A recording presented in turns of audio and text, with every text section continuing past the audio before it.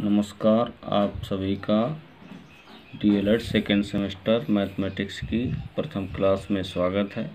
जैसा कि सिलेबस के अनुसार पहली यूनिट में लासा और मासा यानी लघुत्तम समापवर्त और महत्तम समापवर्त। तो सबसे पहले हम लघुत्तम समापवर्त को समझेंगे। लघुत्तम समापवर्त क्या है?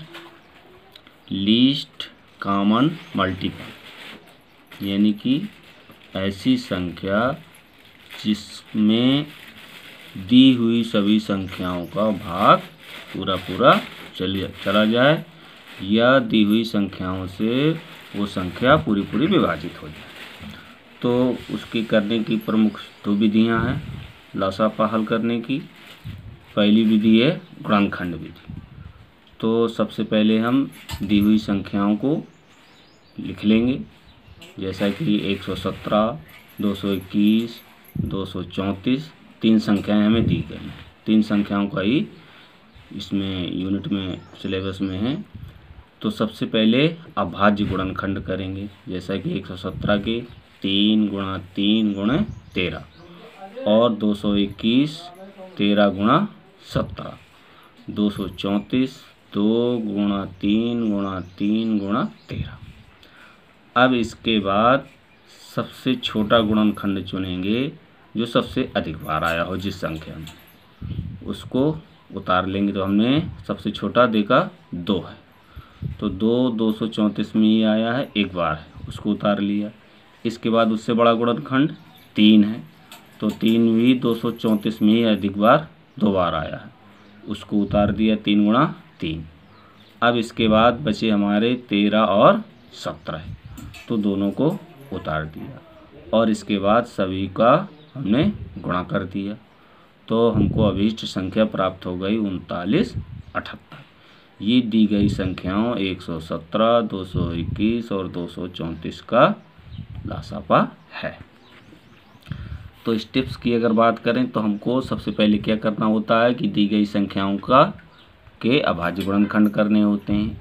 इसके बाद उन गुणनखंडों में से सबसे छोटा गुणनखंड देख करके जिस भी किसी संख्या में जो सबसे अधिक बार आया होता है उसको उतार लेते हैं। इसके बाद उससे बड़ा गुणनखंड, इसके बाद उससे बड़ा गुणनखंड, और इसके बाद उन सभी गुणनखंडों का गुणा करके हमको लासापा ज्ञात हो जाता है। इसके बाद एक और दूसरी संख्याएं दी गई हैं दूसरे सवाल में 117, 884 और 918। इनकी भी गुणनखंड हमने अभाज्य गुणनखंड कर लिया 3 गुणा 3 गुणा 13 और 884 का 2 गुणा 2 गुणे 13 गुणे 17 और 918 का 2 गुणा 3 गुणा 3 गुणे 17। इसके बाद इसमें थोड़ा सा और संशोधन करते हैं कि जो गुणनखंड एक से अधिक बार होता है उसको घात के रूप में लिख देते हैं। तो जैसे 3 गुणा 3 है तो 3 की घात 2, इसी तरह 2 गुणा 2 है तो 2 की घात 2 हो गई। यहाँ भी 3 की घात 3 हो गई, 3 बार आया हुआ। इसके बाद हम सबसे छोटा गुणनखंड चुनेंगे, वही प्रक्रिया लासा की निकालने के लिए। तो 2 और ये 884 में ही अधिकतम 2 बार आया हुआ है, उसको उतार दिया। इसके बाद 3 हमारा जो है 117 और 918 में 3 बार आया, तो 3 की घात 3। इसके बाद 13 एक बार आया, 17 एक बार आया है, तो 2 की घात 2 का मतलब 4 हो गया, 3 की घात 3 का मतलब 3 3 का 9 3 27 हो गया, और इसके बाद उसमें 13 और 17 का गुणा कर दिया। तो हमको अभीष्ट संख्या 23868 प्राप्त हो गई। यही दी गई संख्याओं का लासा है। इसके बाद आती है लासा निकालने की भाग विधि। तो भाग विधि को में जो जितनी भी संख्याएं दी जाती हैं उनको कामा से अलग करते हुए एक साथ लिख दिया जाता है, और इसके बाद सबसे छोटे से छोटी से छोटी संख्या अभाज्य संख्या से सभी में भाग देते जाते हैं।